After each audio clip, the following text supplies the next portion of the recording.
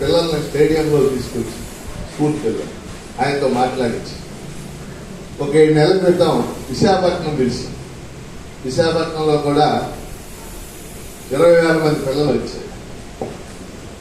So Nick ఆయనది 10th class English మొదటి పాఠం అన్నమాట. నిక్కు పుట్టుకతోనే కాళ్ళు చేతులు లేకుండా పుట్టాడు. కాళ్ళు చేతులు లేకపోతే ఏమంటాం మొండివాడిని. వీళ్ళ భాషలో టోర్సో అంటారు. ఆయన పుట్టంగానే ఆయన చూసి వామిటింగ్ చేసుకున్నాడు బంధువు. ఏంటి ఇట్లా పుట్టాడు? వామిటింగ్ అంటే వాస్తవంగా అతను పెరిగి పెద్ద అయ్యే కొద్దీ అందరూ అవహేళన చేసేవాడు. 2 కాళ్ళు 2 చేతుల్లో నువ్వేం చేస్తావు చచ్చిపోదాం అనుకున్నాడు. You want to die.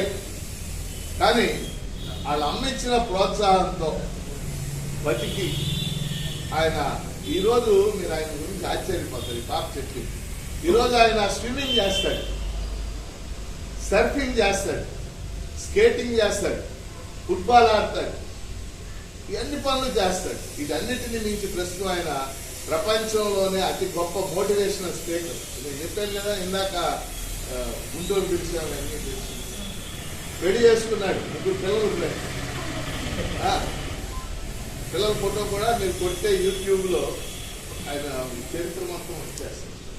So ఎందుకు ఇప్పుడు ఆయన్ని మనం గుర్తు చేసుకోవాలంటే 2 కాళ్ళు 2 చేతులు లేకుండా ఆయన అన్ని పనులు సాధిస్తే మనకేమున్నాయి? 2 కాళ్ళు ఉన్నాయి, 2 చేతులు ఉన్నాయి, వెనకాల తల్లిదండ్రులు ఉన్నారు. మనం ఎన్ని సాధించాలి చెప్పండి? ఈ దిక్కుపాఠంలో మీరు అందరూ గ్రహించాల్సిన విషయం ఏంటంటే ఇదంతా మీకోసం ఇది చెప్తుంది. సెల్ఫ్ కాన్ఫిడెన్స్ ఏంటి చెప్పండి అందరూ? సెల్ఫ్ కాన్ఫిడెన్స్ అంటే ఏంటి? ఆత్మ మనుషులకి మీకు 3 అంశాలు చెప్పి నేను ముగించేస్తాను. ఒకటి, గోల్ ఉండాలి. What is my goal in the life? What to become? నా పాప చెప్పింది నేను సాఫ్ట్వేర్ ఇంజనీర్ అవుతాను. ఈ పాప చెప్పింది నేను డాక్టర్ని అవుతాను. ఏం కావాలి? నేను గోల్ ఉండగానే సరిపోదు, అది సాధించాలనే ఆత్మవిశ్వాసం ఉండాలి. ఏమన్నా ఇంగ్లీష్ లో సెల్ఫ్ కాన్ఫిడెన్స్. నేను సాధించగలను. దిక్కును గుర్తు తెచ్చుకోవాలి మనం వెంటనే. 3వది హార్డ్ వర్క్. ఊరికే సాధించగలను అనుకుంటే అవసరం పని. హార్డ్ వర్క్ చేయాలి. హార్డ్ వర్క్ అంటే ఏంటి? కష్టపడాలి. కష్టం లేకుండా ప్రపంచంలో ఏది సాధించదు. ఏ మనిషి కానీ దొంగలు ఏదన్నా కష్టపడకుండా పైకి వస్తారు. కానీ ఏ మనిషి అయినా సరే ఏం చేయాలా? కష్టపడితేనే. ఈరోజు మీరు గుర్తుపెట్టుకోండి, డబ్బుతో సంబంధం లేదు చదువు. పేద పిల్లలకు కూడా పెద్ద ఎత్తున చదువు కూడా. 2 ఉదాహరణలు చెప్తాను. లేటెస్ట్ 2. మాకు తెలిసిన ఆటో డ్రైవరు కాసిం అని చెప్పేసి ఉన్నాడు.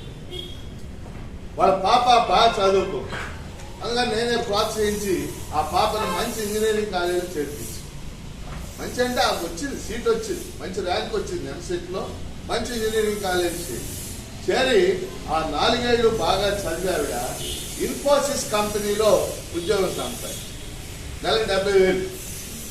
2 ఏళ్ళు ఉద్యోగం చేసి నెలకు 70,000 కదా. వాళ్ళ నాన్న ఆటో డ్రైవర్, అక్కడ ఉండిపోవచ్చు కదా, ఉండలా. ఇప్పుడు ఆవిడ 4 రోజుల క్రితం కెనడా అయింది. అర్థమైంది మీకు?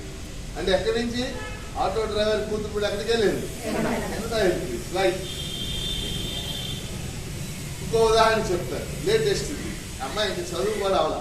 ఫాతిమా అని చెప్పేసి అమ్మాయి మామూలు స్కూల్లో చదివి, aided school, Hindu high school అందులో చదువు. ఆ పాపకి నాన్న లేడు, తల్లి మాత్రం ఉంది. తల్లి పూలు అమ్ముద్ది అనమాట. సాయంత్రం అప్పుడు బుట్టలో పూలు పెట్టుకుని అమ్ముతారు కదా. ఆ పాపను మేము చాలా ఎంకరేజ్ చేసాం. ఫీజులు అవి కూడా ఇబ్బంది అయితే మేము వచ్చేసాం. బాగా చదువుకోండి, ఇంటర్మీడియట్ చదివి ఇప్పుడు ఆర్వీఆర్ కాలేజ్ ఆఫ్ ఇంజనీరింగ్ అని మంచి కాలేజీలో సీట్లు తెచ్చుకోండి. ఇప్పుడు 4th ఇయర్లో ఉంది. మొన్న క్యాంపస్ ఇంటర్వ్యూ అవలా, చదువు అవలా, క్యాంపస్ ఇంటర్వ్యూలో టీసీఎస్ కంపెనీకి సెలెక్ట్ అయింది. నెలకు 50,000 చేసి అట్లా. ఇప్పుడు వాళ్ళ తల్లిని బాగా చూసుకోవచ్చు. చూసారు, చదువుకుంటే లైఫ్ ఏమవుతుంది? షిఫ్ట్ అయిపోతుంది, చేంజ్ అయిపోతుంది. అందుకని చదువు జీవితాలను మారుస్తుంది. చదువు కుటుంబాలను మార్చి, చదువు మీ అందరి యొక్క భవిష్యత్తును మార్చేస్తుంది.